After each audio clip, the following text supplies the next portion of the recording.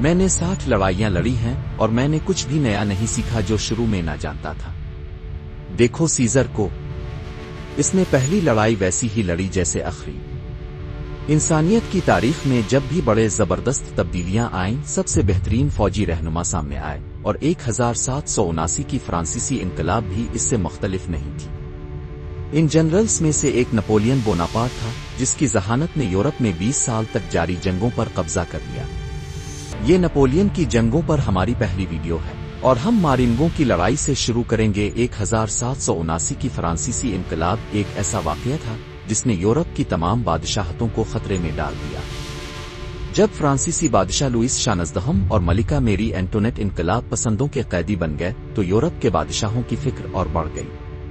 ملکہ کے بھائی آسٹریا کے آرچ ڈیوک اور مقدس رومن الفا مقرر لیوپولڈ دوم اور پیروشیا کے بادشاہ فریڈرک ولیم دوم نے دھمکی دی کہ اگر لوئس اور میری اینٹونیٹ کو کچھ ہوا تو فرانس کے خلاف جنگ کریں گے۔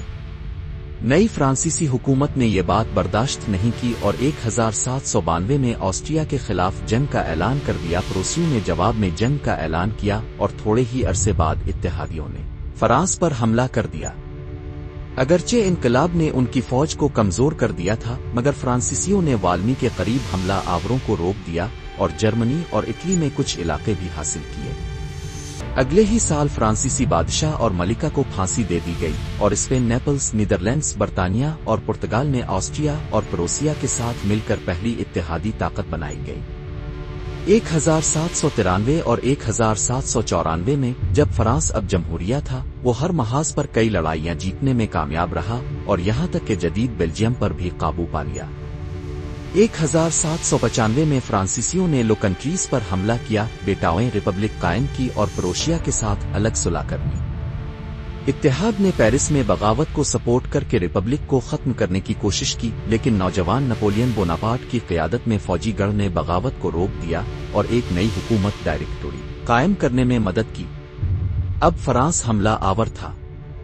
انہوں نے جرمنی اور اٹلی پر حملہ کیا، اور اگرچہ جرمن مہم ناکامی پر ختم ہوئی، اٹلی میں نئے عہدے پر فائز بوناپارٹے نے آسٹریائی اور سارڈینی فوجوں کو شکست دی، جس کے باعث سارڈینیا نے معاہدہ کرنے پر مجبور ہو کر شمالی اٹلی کا کنٹرول فرانس کو دے دیا۔ آسٹریا کو امن کا مطالبہ کرنا پڑا اور اس نے بیلجیم، رائن لینڈ اور شمالی اٹلی فرانس کو سونپ دیے۔ یہ پہلی اتحادی جنگ کا خاتمہ تھا اور نیپولین ہیرو بن کر پیرس واپس لوٹا۔ صرف برطانیہ جنگ میں باقی رہا اور نیپولین نے 1798 میں مصر میں ان کے خلاف نئی مہم شروع کی۔ وہ مالٹا اور خود مصر کا کنٹرول حاصل کرنے میں کامیاب رہا، لیکن متحدہ عثمانی اور برطانوی فوجوں نے اسے روک دیا۔ جب اس کا بحریہ ابو کر کے قریب شکست کھا گیا، نپولین نے پہل کھو دی۔ یورپ میں برطانیہ نے آسٹریا، روس اور نیپلز کو قائل کیا کہ وہ دوسری اتحاد بنائے۔ 1799 میں برطانیہ نے نیٹ ہالینڈ پر حملہ کیا، جبکہ روسی جنرل سوروو نے اٹلی میں پیش قدمی کی۔ برطانوی فوج کو شکست ہوئی، لیکن سٹوروس فوج نے فرانس کو اٹلی سے نکال دیا، مگر وہ سوئٹزرلینڈ میں رک گئی۔ سوروو کو اٹلی سے واپس جانا پڑا۔ فرانس کی مجموعی صورتحال بہت خراب تھی کیونکہ فوج کی حالت ٹھیک نہیں تھی، ڈائریکٹری کے پاس ہمت اور اختیار کی کمی تھی۔ جب نپولین کو صورتحال کا پتہ چلا تو وہ مصر میں اپنی فوج چھوڑ کر اکتوبر میں فرانس واپس آ گیا۔ جلد ہی اس نے ایک کامیاب فوجی بغاوت کی جس نے ڈائریکٹری کو ختم کر کے کونسلیٹ قائم کیا۔ بوناپارٹ کو فرسٹ کونسل مقرر کیا گیا۔ تھوڑے ہی وقت میں وہ 2 لاکھ فوجیوں کی فوج کھڑی کرنے میں کامیاب ہو گیا۔ 1800 میں اس فوج کا ایک چھوٹا حصہ بیلجیم میں بھیجا گیا تاکہ ممکنہ حملے سے دفاع کیا جا سکے، جبکہ مورے کو جرمنی اور ماسینا کو شمالی اٹلی بھیجا گیا۔ اسٹرائیوں کے پاس تھیٹر میں 2 فوجیں تھیں۔ جرمنی میں کرائے کے تحت 1,20,000 سپاہی تھے اور اٹلی میں میلیس کی قیادت میں 1 لاکھ فوجی موجود تھے۔ میسینا اور اس کی 40,000 کی فوج کو جنوبی فرانس کی سرحدوں کی حفاظت کا حکم دیا گیا تھا تاکہ میلیس کا مقابلہ کیا جا سکے۔ نیپولین نے دشمن کے جاسوسوں کو چکما دینے کے لیے ڈیزون میں ایک اسمبلی کا انعقاد کیا۔ اس نے جان بوجھ کر وہاں سب سے پرانے اور سب سے نوجوان فوجیوں کی تربیت شروع کی۔ دشمن کے ایجنٹوں نے اپنی حکومتوں کو اطلاع دی، جس کی بدولت نیپولین کو اسٹرائیوں کو حیران کرنے کا موقع ملا جب وہ جنیوا کی طرف چھوٹے چھوٹے یونٹوں کو دوسرے فرانسیسی شہروں میں منظم کر کے روانہ ہوا۔ پھر بھی اتحاد کے رہنما پکے تھے کہ وہ اپنے 60,000 فوجیوں کے ساتھ جرمنی پر حملہ کرے گا۔ लेकिन नेपोलियन ने मोराओ को हुक्म दिया कि वो राइन दरिया पार करे और किराए से लड़ाई करे। वो कुछ गैर मुतवक्के मंसूबा बना रहा था। इस दौरान अप्रैल में मैसीना पर स्ट्रायों ने हमला किया और इसे आहिस्ता आहिस्ता साहिल की तरफ पीछे हटना पड़ा।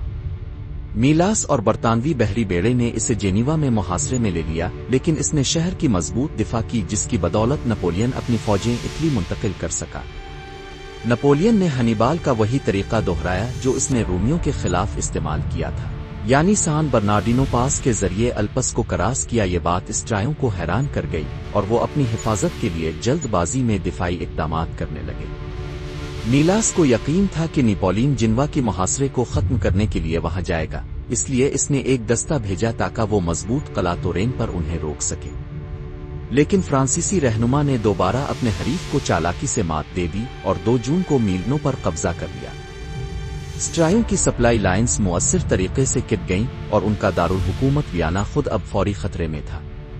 मीलास के पास नेपोलियन के खिलाफ कार्रवाई करने के सिवा कोई चारा न था और इसे मजबूरन मैसीना की फौजों को जिन्वा छोड़ने देने पर मजबूर होना पड़ा। मीलास को अपनी राब्ता लाइनें बहाल करने के लिए फ्रांसीसी फौजों को तोड़ना था। इसने कुछ फौजियों को शुमाल की तरफ भेजा ताकि पौदरिया को बंद किया जा सके, लेकिन फ्रांसीसी फौजें फिर भी वहां से गुजरने में कामयाब हो गईं। मीलास के पास अभी भी मुहिम जीतने का मौका था, क्योंकि नेपोलियन अपनी फौजों को छोटे ग्रोहों में तकसीम कर रहा था ताकि ज्यादा से ज्यादा रास्ते बंद किए जा सके। मीलास को जल्द अज जल्द एक फैसला कुन लड़ाई जीतनी थी। ज़राए के मुताबिक चंद माह पहले इस मुहिम की मंसूबा बंदी करते हुए नेपोलियन ने नक्शे पर मारियंगो की तरफ इशारा किया था और पेशगोई की थी कि लड़ाई वहां होगी। वाकई तौर पर दोनों फौजें 14 जून को मारियंगो में मिले। मुइज़ के पास 6000 से जायद प्यादा फौजी, 8000 घड़सवार और 100 तोपें थीं, जबकि नेपोलियन के पास सिर्फ 6000 प्यादा फौजी और 20 तोपें थीं, क्योंकि इसकी आधी से ज्यादा फौज कहीं और रास्ते रोक रही थी। ऑस्ट्रियाई फौज ने 8 बजे बोर्मीदा नदी पार करना शुरू किया। जाहिर है नेपोलियन को मालूम नहीं था कि मुइज़ अपनी पूरी ताकत के साथ यहां होगा। स्ट्रायों का इब्तिदाई हमला फ्रांसीसी जनरल पेरन की डिवीजन पर मरकूज था, लेकिन दुश्मन की तादाद ज्यादा होने के बावजूद स्ट्राउहे को इलाके की मुश्किल सूरत हाल और दुश्मन की मुजाहमत की वजह से आगे बढ़ने में सख्त दुश्वारी का सामना था।